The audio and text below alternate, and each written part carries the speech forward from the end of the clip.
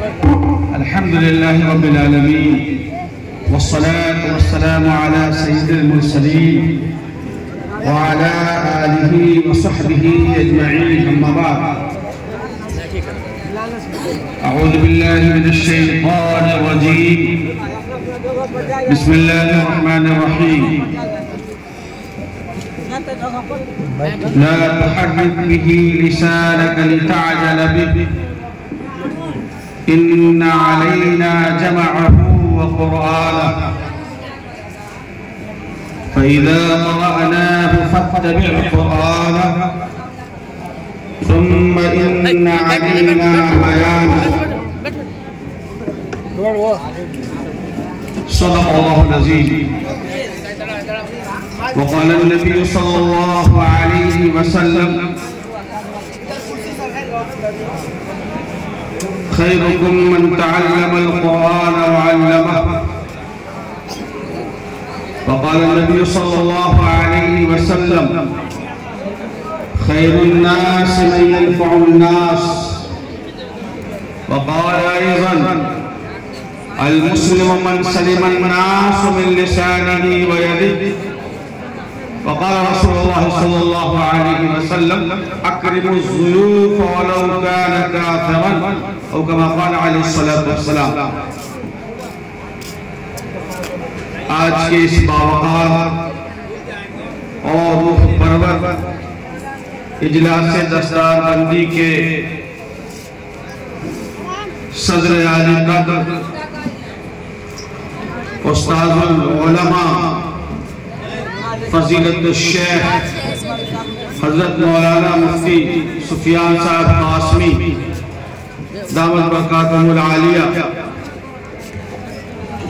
قابل احترام حضرات علماء کرام، بزرگان محترم اور ہمارے بھائیوں ساتھیوں، پردہ نشین ہماری دینی بہنوں، جیسا کہ ہمارے قاضی صاحب نے فرمایا ہے کہ یہ مجمع انشاءاللہ دعا کے ساتھ ہی اٹھے گا، اور ہمارے درمیان بڑے علماء اس وقت تشریف رکھتے ہیں.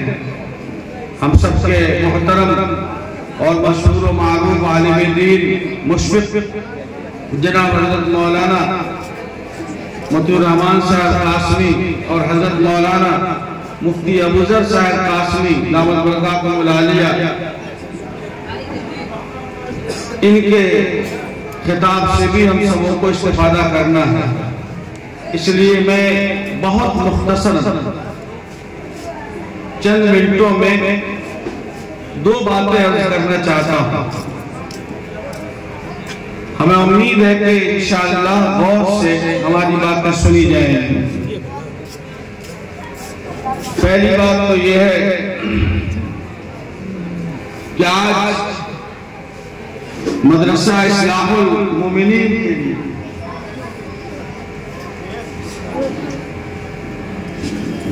یہ اجلاس تاریخ ساز ہے، اور آج کا دن ایک عہد ساز دن ہے. وہ اس اعتبار سے کہ یہ مدرسہ گرچہ بہار اسٹیٹ مدرسہ ایجوکیشن بورڈ سے ملحق ہے، باوجود اس کے حفاظ کرام کی تعداد جنہوں نے اس مدرسے سے حفظ قرآن کریم مکمل کیا ہے 24 ہے، اور دیگر حفاظ جیسا کہ ہمارے قاضی صاحب نے تفصیل بتائی ہے.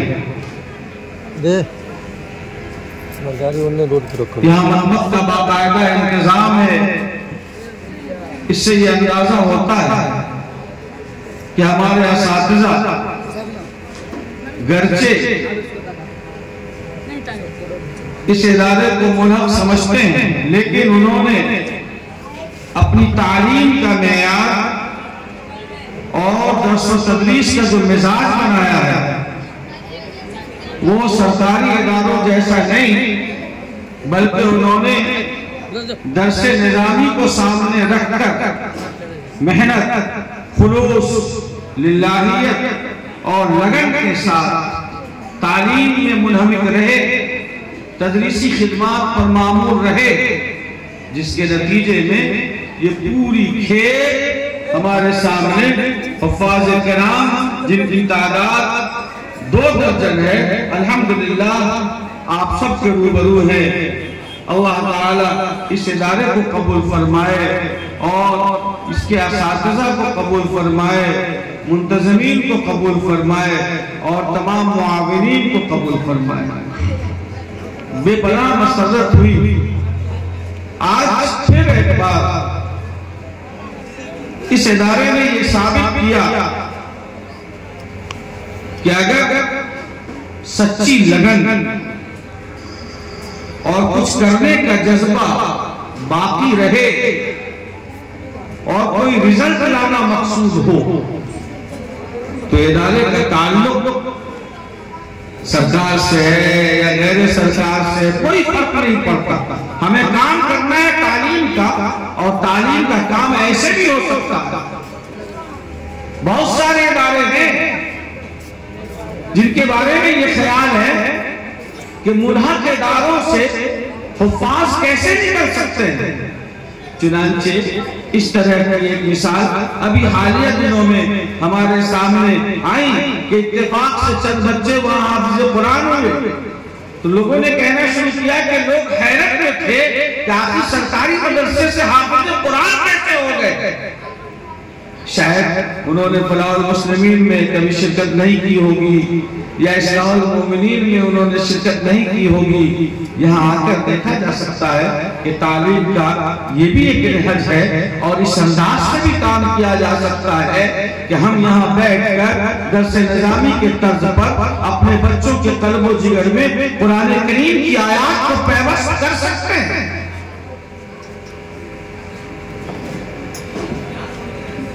سو یقیناً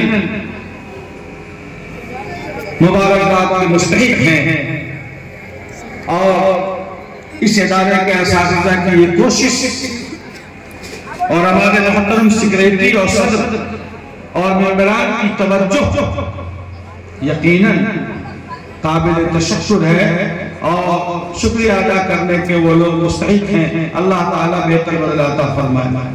حاضرین گرامی، اللہ تعالیٰ نے اپنی کتاب کی حفاظت کا جو طریقہ اختیار کیا وہ یہ ہے کہ خالق کائنات نے 2 جماعتوں کو منتخب فرمایا ہے۔ ایک جماعت تو وہ ہے جو آپ کے سامنے یہ موجود ہے،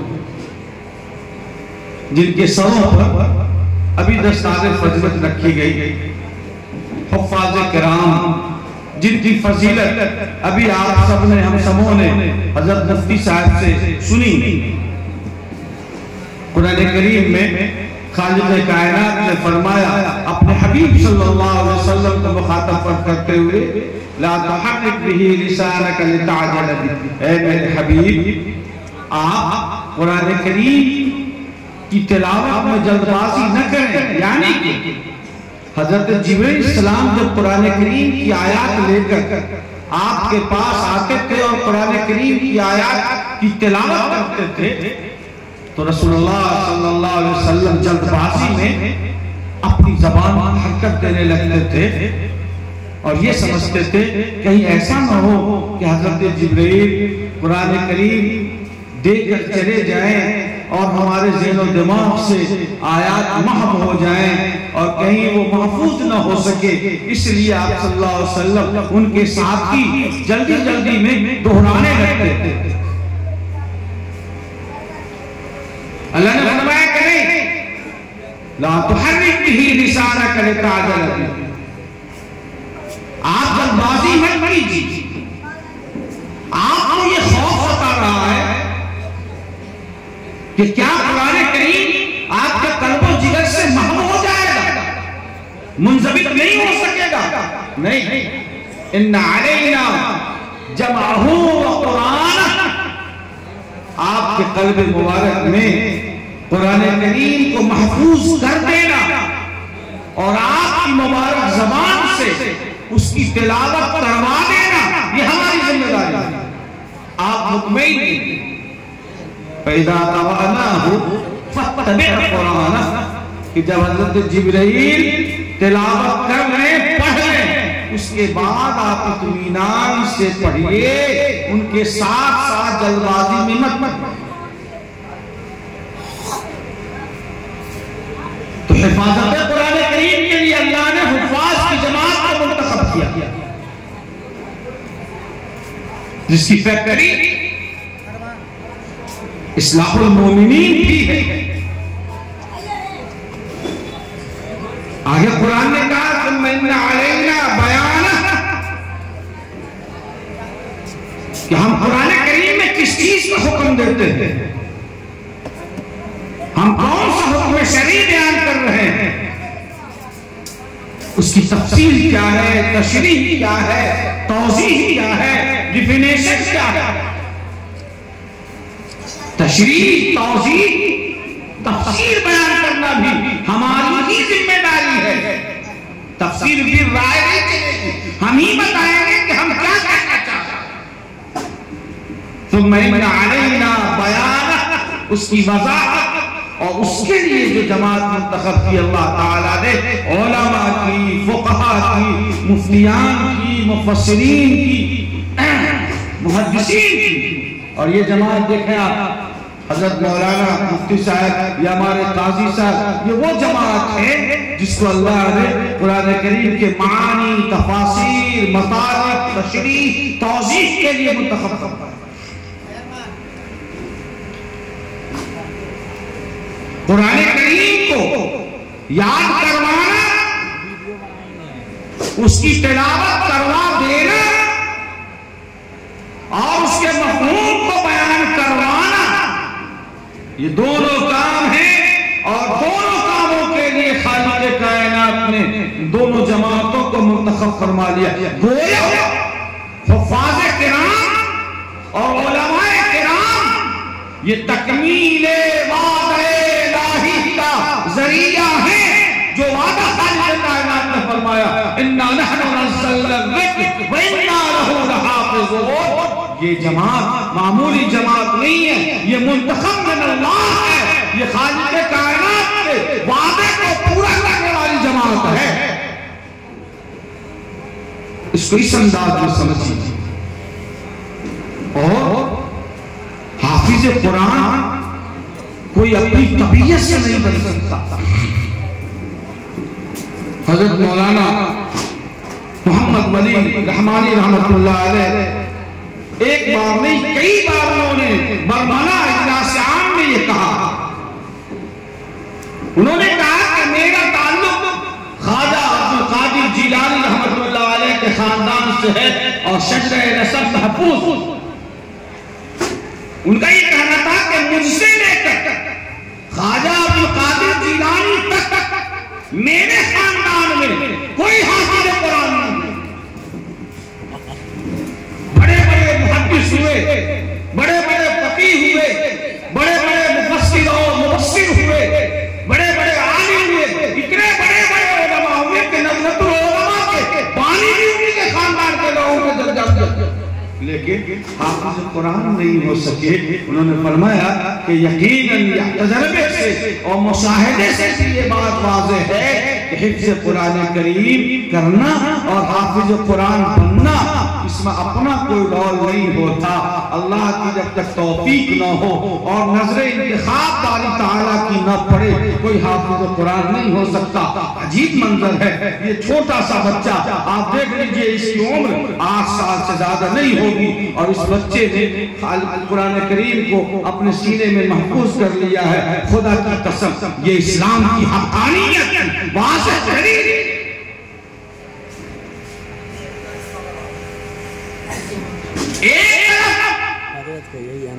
قرآن کے دشمن، اسلام کے دشمن، اسلام کو مٹانے والے لوگ مدارس، مکاتب، دینی اداروں پر پہرے لگانے میں مشغول ہیں، اداروں کو بند کرنے کی ترکیبیں اور سازشیں کر رہے ہیں. اور دوسری طرف یہ ہمارے قاری صاحب مکتب میں بیٹھ کر دروازے پر بیٹھ کر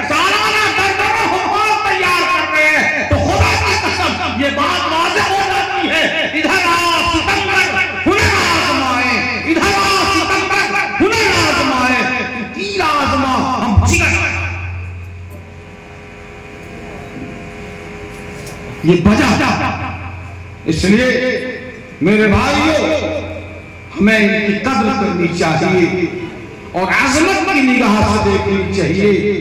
علامہ نے کہا کہ مومن قاری قرآن نظر آتا ہے لیکن حقیقت میں وہ قرآن ہے، اس لیے ان حفاظ قرآن کو حاملین قرآن سمجھیے یہ چلتی پھرتی ہوئی اللہ کی کتاب ہے۔ اسی لیے رسول اللہ صلی اللہ علیہ وسلم نے ارشاد فرمایا المرء مع من احب، انسان کا حشر اسی کے ساتھ ہوگا جس سے وہ محبت رکھتا ہے۔ یہ اپنی کسوٹی ہے، اس کسوٹی پہ اپنے آپ کو پرکھیں اور سمجھیں کہ ہمیں کہاں کھڑا ہونا ہے اور ہمیں اپنا حشر کن کے ساتھ کروانا ہے، طے کر لیجئے۔ آقا و مولا جناب محمد رسول اللہ صلی اللہ علیہ وسلم کے ارشاد عالی شان کے روشنی میں آقا نے فرمایا المرء مع من احب، انسان کا حشر اسی کے ساتھ ہوگا جس سے وہ محبت کرتا ہے۔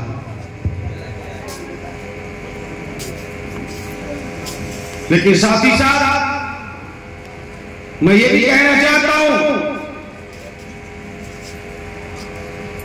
کہ ہر آدمی کو ایک مسلمان کا فرض ہے کہ اپنے بچے اور بچیوں کو قرآن پڑھائیں۔ ابھی مفتی صاحب نے بھی فرمایا توحید سکھائیں، رسالت سکھائیں، کلمہ نماز دروس سکھائیں۔ ہم یہ نہیں کہتے کہ تمام بچوں کو آپ حافظ بنائیں اور قاضی بنائیں اور سب کو مفتی بنا دیں، لیکن یہ بات یاد رہے کہ کوئی بھی قوم مسلم کا بچہ یا بچی قرآن پڑھے گا وہ مسلمان رہے گی۔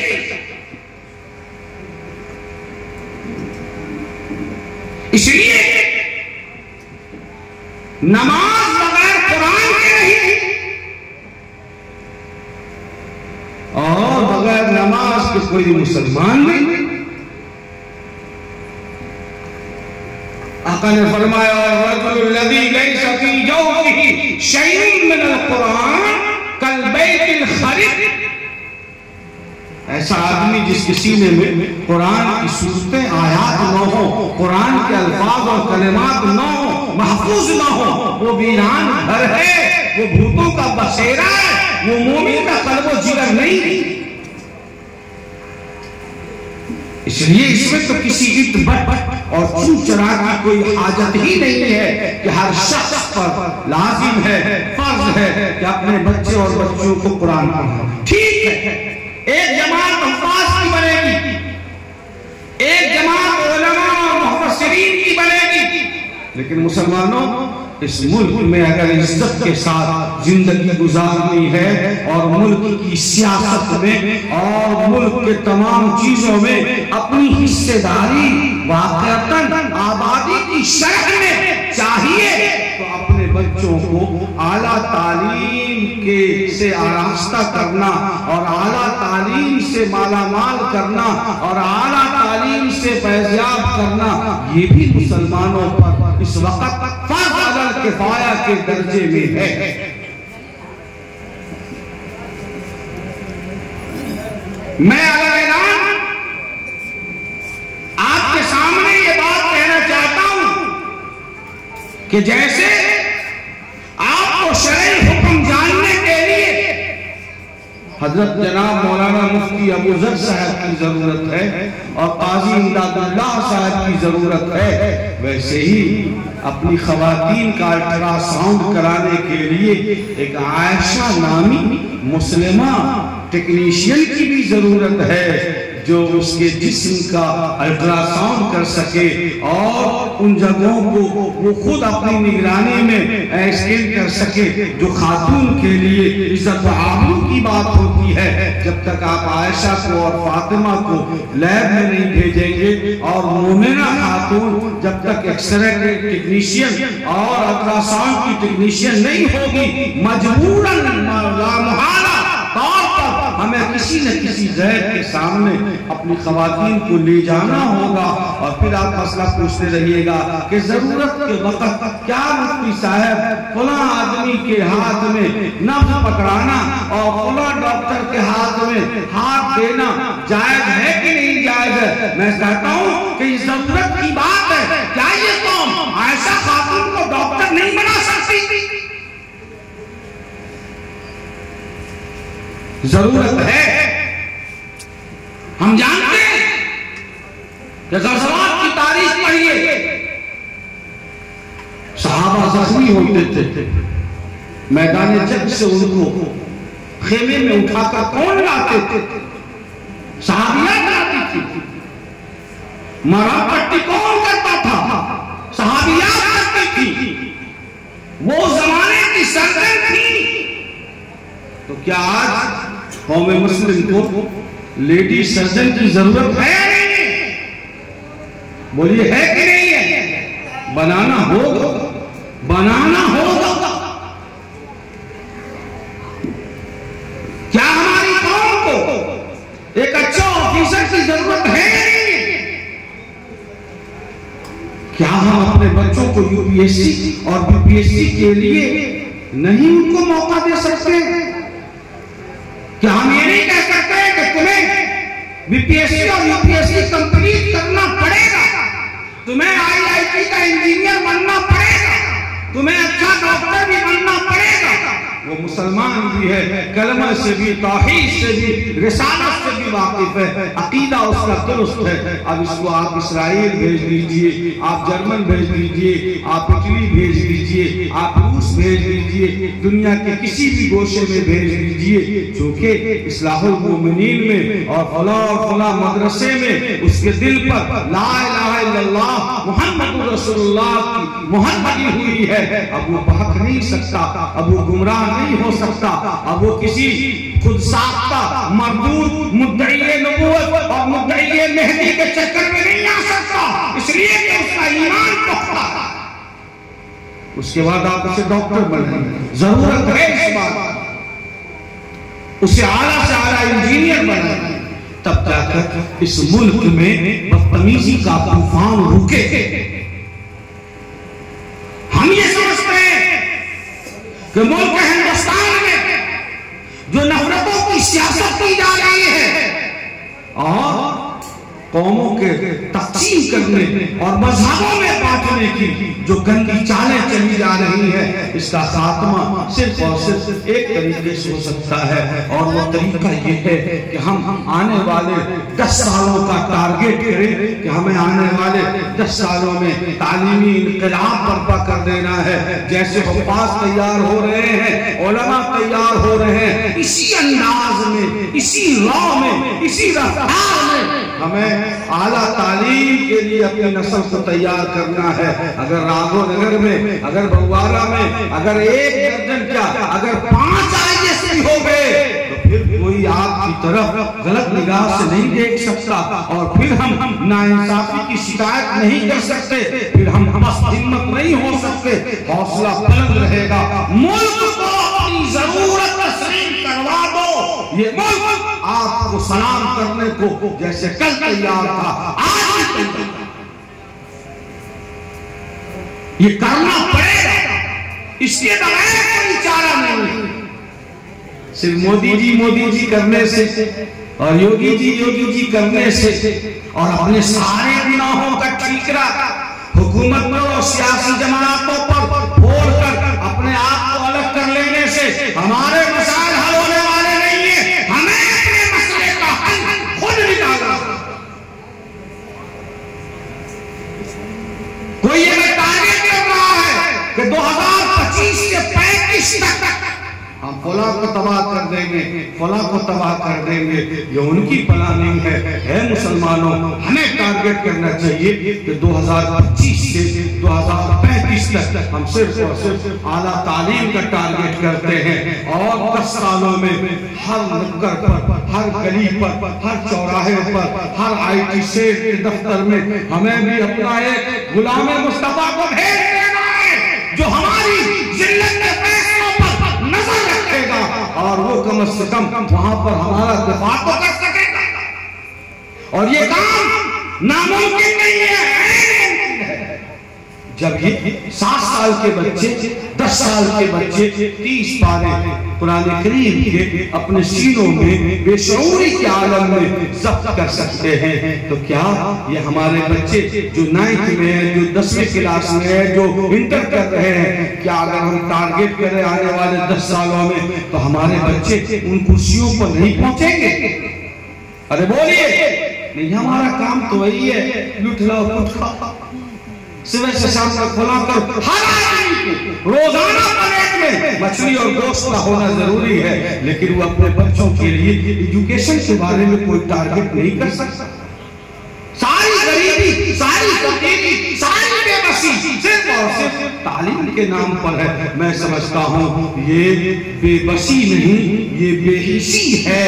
اس بے حسی کے طلسم کو توڑنا ہوگا اور طے کرنا ہوگا کہ منزل سے آگے بڑھ کر منزل تلاش کر، مل جائے اس کو دریا تو سمندر تلاش کر۔ ہر شیشہ ٹوٹ جاتا ہے پتھر کے جوش سے، پتھر ہی ٹوٹ جائے وہ شیشہ تلاش کر۔ یہ کرنا پڑے گا، تب جا کر اس ملک میں باوقار اور عزتدار قوم کی حیثیت سے ہم زندہ رہیں گے اور ہماری نسل بھی زندہ رہے گی انشاءاللہ۔ ہماری ساری توجہ مدرسے کی نوکری پر، ٹیچر کی نوکری پر، جو کچھ ہوا فلاں پر۔ ارے دنیا میں اور بھی کام ہے کہ ستاروں سے آگے جہاں اور بھی ہیں، ابھی عشق کے امتحان اور بھی ہیں۔ دنیا اپنی زمینیں بیچ کر اپنے بچوں کو یو پی ایس سی اور یو پی ایس سی کی تیاری کروا رہی ہے، اور یہ بیچارہ اب تک ٹیچنگ میں الجھا ہوا ہے اور ٹیچر کی نوکری سے اوپر سوچنے کی صلاحیت ہی نہیں رکھتا۔ تو ہی نادا چند کلیوں پر قناعت کر گیا، تو ہی نادا چند کلیوں پر قناعت کر گیا، ورنہ گلشن میں علاج تنگی داماں بھی ہے۔ اس لیے میرے بھائیوں اپنی غیرت کو بیدار کیجئے، اپنی حمیت کو بیدار کیجئے اور طے کیجئے کہ زمانہ برق رفتاری کی چال چل رہا ہے۔ ہمارا مقابلہ یہودیوں اور عیسائیوں کے ٹیکنالوجی والے نظام سے ہے، ہمیں بھی ٹیکنیشین بنانا ہوگا اور ان کے محبت مقابل کھڑا کرنا۔ کیا سارے صحابہ مسجد نبی میں بیٹھے تھے؟ صحابہ کی ایک جماعت صفہ پہ تھی، حفاظ شہید ہو گئے، بلا جگہ اتنے گئے تھے، صفہ والے وہاں کی کمی کو پوری کیجئے، وہاں حفاظ کو بھیجئے۔ ایک جماعت فلاں کام پہ، ایک جماعت فلاں کام پہ، مسلمانوں کی معاشیات کو مضبوط کرنے کے لیے ایک جماعت ہے جو صحابہ کی جو تجارت کو فوکس کر رہی ہے اور تاجر بنے بیٹھے ہیں۔ ہم چاہتے ہیں کہ سب کام ایک ہی آدمی کے حوالے کر دیں اور قاضی امداد اللہ حافظ بھی بنو، مولوی بھی بنو، تمہیں انجینئر بھی بنو، ڈاکٹر بھی بنو، میاں لکل فن رجال لکل مکان مقام۔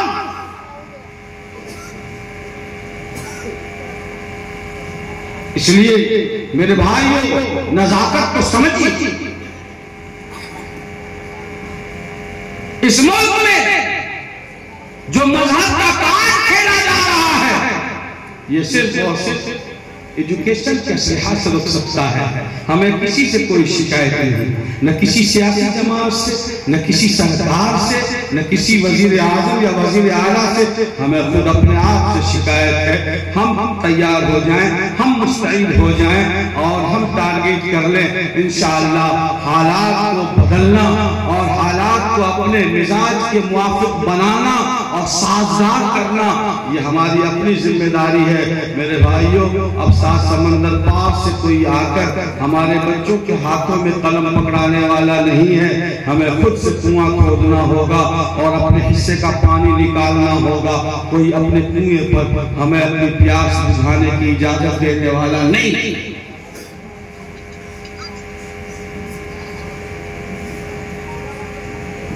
اور دوسری چیز اخلاق حسنہ۔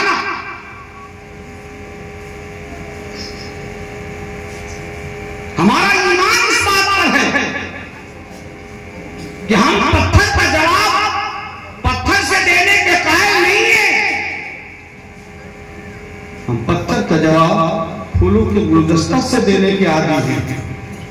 آقا و مولا جناب محمد رسول اللہ صلی اللہ علیہ وسلم کی پوری زندگی دیکھ لیجئے اٹھا کر، تو آپ کو 75% مقامات ایسے ملیں گے جہاں آپ صلی اللہ علیہ وسلم نے پتھر کا جواب ہمیشہ پھولوں کے گلدستے سے دیا ہے، اور اللہ نے اس میں 100% کامیابی دی ہے، 100% کامیابی۔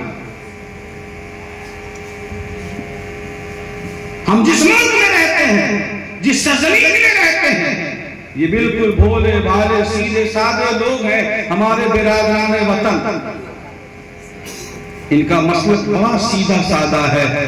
اگر کوئی کھلاڑی ڈبل سنچری لگا دے، یہ اسے بھی بھگوان مان لیتے ہیں۔ اگر کوئی آدمی کوئی بڑا کام کر دے، ان کی جان بچا دے، یہ اسے بھی کہتے ہیں کہ یہ بھگوان کے روپ میں اوتار آ گئے ہیں، یہی بھگوان ہیں، انہوں نے ہماری جان بچا دی۔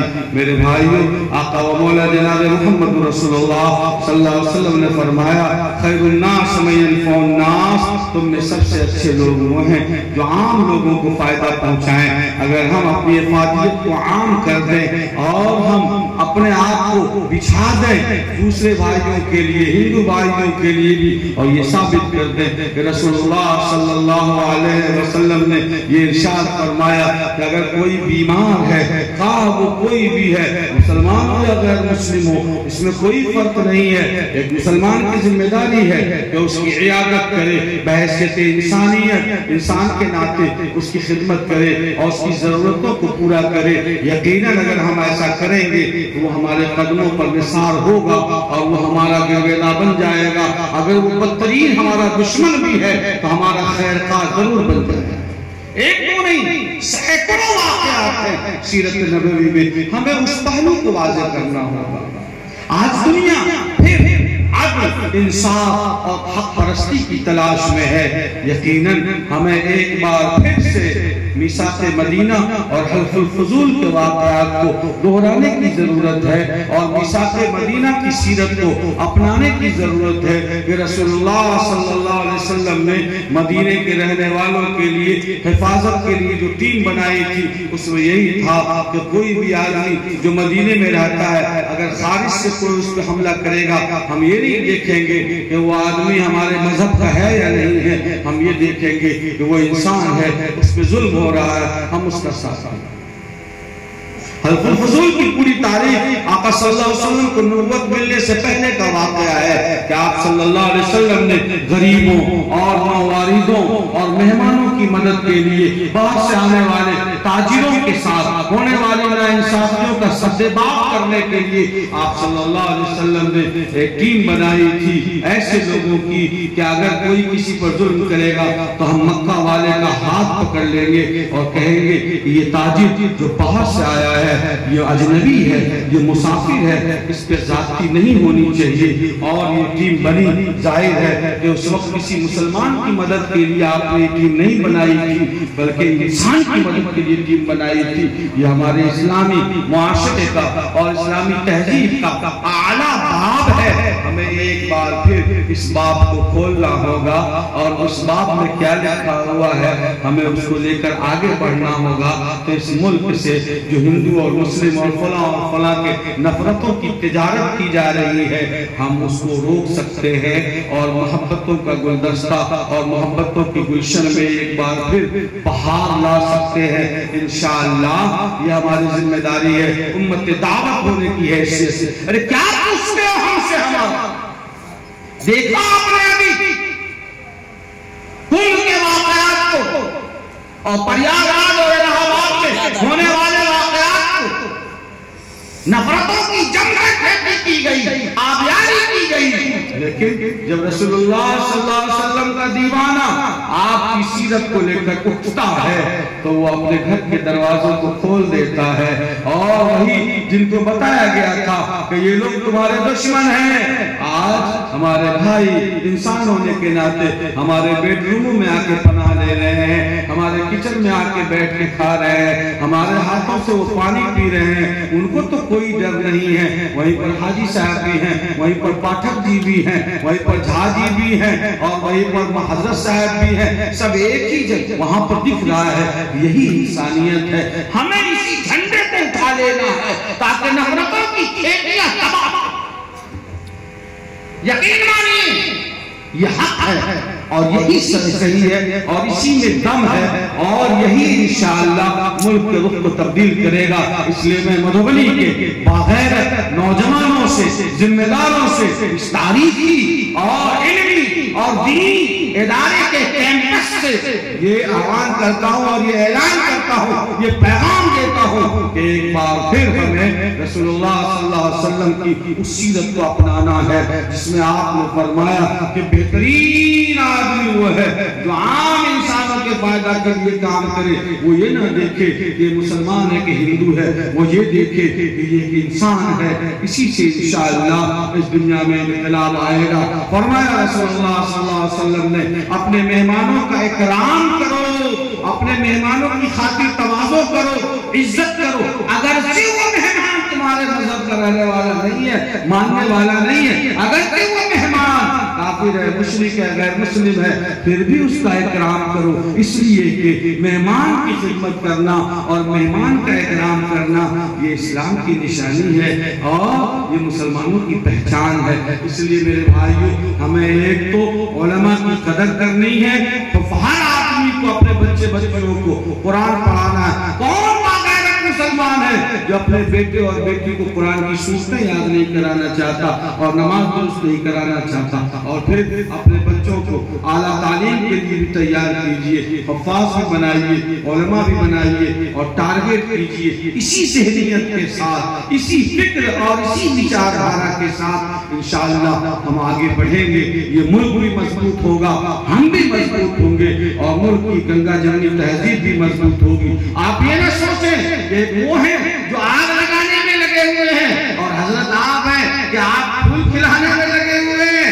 ہم یہ کہہ دیتے ہیں کہ تم کو فکر نشیب و فراز ہے، ہم کی چل پڑے تو بہرحال چل پڑے. ہم اپنا کام دوسروں کی نفرتوں سے متاثر ہو کر نہیں روکیں گے. ہم صاحب ایمان ہیں، ہم غلامان مصطفیٰ ہیں. ہم نبی کی سیرت کو، نبی کے طور طریقے کو عام انسانیت کے فلاح کے لیے، بہبود کے لیے انشاءاللہ جاری رکھیں گے. یقیناً اللہ ہم سب کا حامی و ناصر ہوگا. اللہ تعالی ہمارے کہنے کو، آپ سب کے جمع ہونے کو، اس ادارے کو اللہ قبول فرمائے اور ان حفاظ کے صدقے میں ہم جیسے کمزوروں اور گنہگاروں کی اللہ مغفرت فرما دے. وآخر دعوانا ان الحمدللہ رب العالمین. شکرا جزاکم اللہ.